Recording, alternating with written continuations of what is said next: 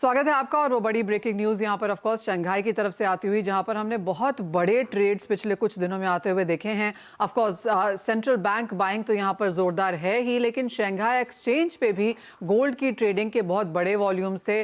Deferred contracts में यहाँ पर वॉल्यूम्स होते हुए नजर आए थे और बाजार को लग रहा था कि ऑफकोर्स कॉमिक्स ने तो यहाँ पर मार्जिन हाई किए ही हैं, लेकिन उसका कुछ बहुत असर नहीं पड़ा। और चाइना की तरफ से कुछ बहुत ये एक्सपेक्टेड ही था कि कुछ एक्शन वहां से आता हुआ नजर आएगा, और फाइनली ये आया है। तो गोल्ड के वायदा पर ट्रेड लिमिट यहां पर चाइना ने लगाई है, जिसका कुछ असर मार्केट्स एक्सपेक्ट कर रहे हैं कि यहां पर आता हुआ नजर आएगा। एटलीस्ट बहुत बड़े ओपन इंटरेस्ट और बहुत बड़े ट्रेड्स यहां पर अब नहीं होंगे, क्योंकि वहां पर वो लिमिट्स कर्व की गई हैं। सिर्फ सोने में नहीं, कच्चे तेल में भी यहां पर वायदे में ट्रेड लिमिट्स लगाई गई हैं। शंघाई बोर्ड्स की तरफ से जो ये फैसला आया है, इसका कितना असर यहां पर प्राइसेस में पड़ सकता है। इन एनी केस हमने बहुत स्ट्रॉन्ग रनअप गोल्ड प्राइसेस में ऑलरेडी आता हुआ देखा है। हमारे साथ वंदना भारती भी हैं। वंदना, आप कैसे देखते हैं सोनी को, और आप कैसे देखती हैं कॉमिक्स के बाद अब शंघाई की तरफ से ये पहल आती हुई कि ट्रेडिंग लिमिट्स लगाई गई हैं सोने के कारोबार पर? जी मनीषा, जिस तरीके से मेजर मूव तो 28 मार्च के बाद आया है और आज तक अगर हम देखें तो 10 से 12 ट्रेडिंग सेशन में हम लोगों ने लगभग 10% का राइज आता हुआ देखा है। तो यूफोरिया है यहाँ पे, और अंडरटोन हमेशा यहाँ पे बेयरिशी बुलिश रहना चाहिए गोल्ड में, क्योंकि इलेक्शन ईयर है और काफी सारे जियोपॉलिटिकल टेंशंस हैं। लेकिन मुझे लग रहा है कि यहाँ पे बाइंग थोड़ी सी स्पेकुलेटिव हो चली है और इन्वेस्टमेंट डिमांड जो है वो इसको यहाँ पे रैली को ट्रिगर कर रहा है। तो मेरे ख्याल से कॉमिक्स में ऑलरेडी यहाँ पे लिमिट लगाई है, मार्जिन्स उन्होंने बढ़ाए हैं। और शंघाई के बाद, क्योंकि ये अगर देखा जाए तो 2 मेजर मार्केट है, तो मेरे ख्याल से यहाँ पे इम्पैक्ट आना शुरू हो चुका है। इनफैक्ट इंट्राडे में अगर देखा जाए तो जो हायर साइड्स है वहां से थोड़ा रिट्रेस होता हुआ दिख रहा है, चाहे वो गोल्ड हो या सिल्वर हो।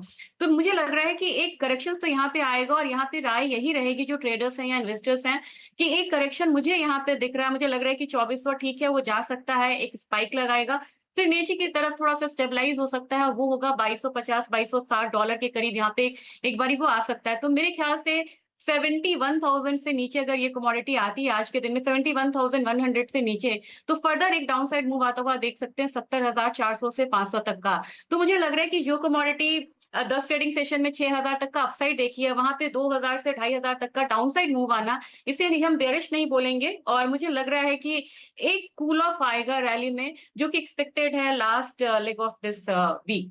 साथ ही वरना चांदी स्क्रीन पर लेके आना चाहेंगे, क्योंकि सोने में सबको लगता है कुछ मुनाफा वसूली अब यहाँ पर आनी ही चाहिए, क्योंकि वन वे स्ट्रीट रही है ये ऑल टाइम हाइस के लिहाज से।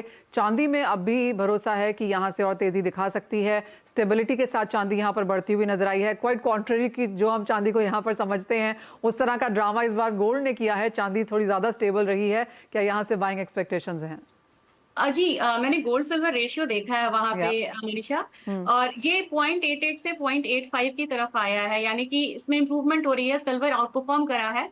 अगर 10 to 11% का रिटर्न, 11-12% का रिटर्न ऑलरेडी यहाँ पे चांदी में है, और गोल्ड में 8-9-10% का है। तो मेरे ख्याल से ये जो आउट परफॉर्मेंस है सिल्वर की, ये यहाँ पे कंटिन्यू रहेगी, और ये नॉर्मल बिहेव कर रहा है सिल्वर। हम ये नहीं कह सकते हैं कि इसमें यूफोरिया है बहुत ज्यादा। हाँ, इसने बेस मेटल और गोल्ड दोनों का ही यहाँ पे सहारा लिया है।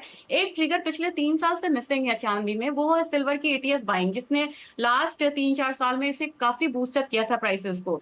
तो वो मतलब महीना ऑन मंथली बेसिस देखे तो निगेटिव में है, लेकिन बीच बीच में वो एटीएफ बाइंग जो है वो इंप्रूव हो रही है 2024 में। तो मुझे लग रहा है कि मैंने एक पैटर्न देखा, जब भी जिस साल भी एटीएफ बाइंग पॉजिटिव रहती है, बहुत अच्छा मूव देता है चांदी। और मुझे एक्सपेक्टेड है कि इस बार चांदी में एटीएफ बाइंग सेकेंड सेकेंड कह सकते हैं हाफ ऑफ 2024 में ये इंप्रूव होके फिर से उभरेगा। ये एसेट क्लास अभी भी अट्रैक्टिव है एज कम्पेयर टू गोल्ड। मुझे लग रहा है कि गोल्ड में हो सकता है कि इंटरेस्ट रेट कट हो, तभी भी इतना बड़ा रिएक्शन ना आए जो हम लोगों ने अभी आता हुआ देखा है।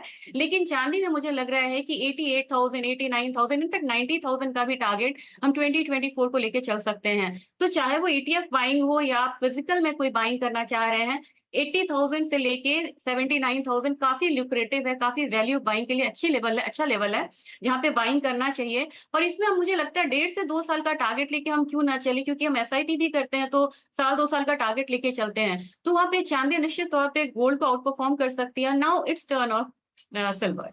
एब्सोल्युटली। तो खरीदारी अगर करनी है डिसिप्लिन तरीके से एसआईपी के हिसाब से करें और चांदी में करें, सोने में भी करें, लेकिन सोना ओवरहीटेड है।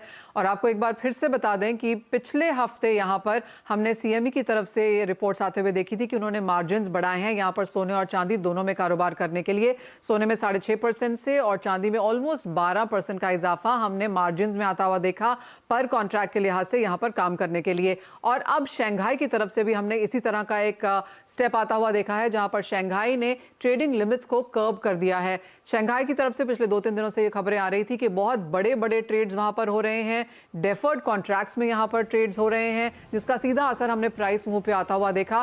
कितना इसका असर पड़ता है और क्या ये रैली रुक जाती है वो कहना मुश्किल है, लेकिन कुछ स्टेबिलिटी यहां पर मार्केट्स में एब्सोल्युटली एक्सपेक्टेड है। इन एनी केस आज यूएस का इन्फ्लेशन डेटा है और उसके पहले हमने एक स्टेबिलिटी, कुछ मुनाफा वसूली भी यहां पर सोने में आते हुए देखी है, लेकिन चांदी में काफी हद तक सपोर्ट अब भी बरकरार है क्योंकि मेटल्स में जोरदार तेजी है। वंदना, वो अगला सेक्टर है जिस पर बात करने की जरूरत है क्योंकि metals overall multi month multi year highs पर अब कारोबार करते हुए नजर आए हैं। मैन्युफैक्चरिंग डेटा ग्लोबल मार्केट से बेहतरीन आया है, चाइना कुछ और मेजर्स लेके आ सकता है, डिमांड अब पिकअप होनी शुरू हुई है जिसका सीधा इंपैक्ट हमने प्राइसेस में आता हुआ देखा। जी, नंबर्स यहाँ पे काफी इंप्रूव हुए हैं मनीषा। आप देखें यहाँ पे पीएमआई हो, चाहे मैन्युफैक्चरिंग डेटा, अदर डेटा भी यहाँ पे, ट्रेड डेटा भी है, चाहे आप पैसेंजर्स के डेटा ले लें यहाँ पे, वो भी यहाँ पे प्री कोविड लेवल को यहाँ पे आ चुका है।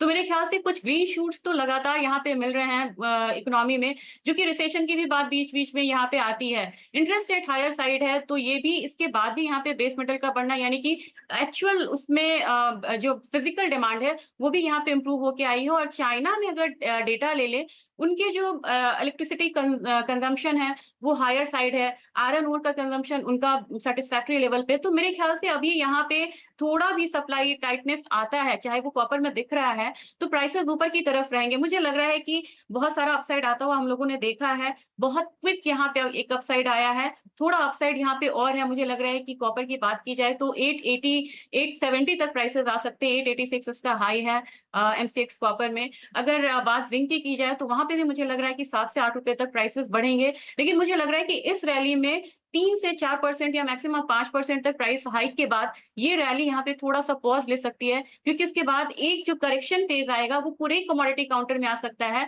और वो एक करेक्शन फेज आएगा और वहां पे 7-8% तक का करेक्शन इजिली आएगा। तो अभी यहाँ पे अपसाइड अभी भी इंटैक्ट है, 4% पर 5% का मूव आएगा, प्रॉफिट बुकिंग जरूर करना होगा वहां पे, नहीं तो हम बाय साइड ट्रैप होके रह जाएंगे।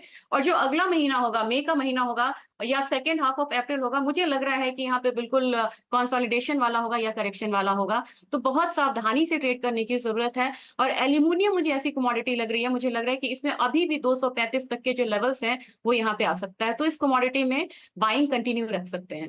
ऑलराइट, तो खरीदारी यहाँ पर मेटल्स में की जाती है। जिंक स्पेशली यहाँ पर आउट परफॉर्म करता हुआ आपकी स्क्रीन पर हमने क्लियरली यहाँ पर 15 महीने के हाइज बनते हुए देखे हैं। कॉपर भी आपकी स्क्रीन पर लेके आना चाहेंगे क्योंकि जिस तरह से ब्लूमबर्ग की तरफ से रिपोर्ट्स आ रही हैं, जो ट्रेडिंग कर्व्स हैं शंघाई की तरफ से, वो यहाँ पर कॉपर पर भी लगाए गए हैं, लेकिन एज ऑफ नाउ कुछ खास असर यहाँ पर नहीं। आधे % की तेजी के साथ कारोबार। तो क्लियरली हीटेड अप कमोडिटीज़ हैं, फंडामेंटल्स बहुत स्ट्रॉन्ग हैं, वीक हैंड्स शायद यहाँ से निकलते हुए नजर आएंगे, लेकिन जो स्ट्रॉन्गर साइड ऑफ ट्रेड है वो बरकरार रह सकता है। इसी के साथ एक ब्रेक का समय है। अब लौटेंगे तो बात यहाँ पर करेंगे एथेनॉल की, जहाँ पर सूत्रों के हवाले से खबर है कि दिसंबर में बैन लगाने से पहले बने एथेनॉल की बिक्री को सरकार जल्दी मंजूरी दे सकती है। क्या है पूरी खबर, जानेंगे इस ब्रेक के बाद।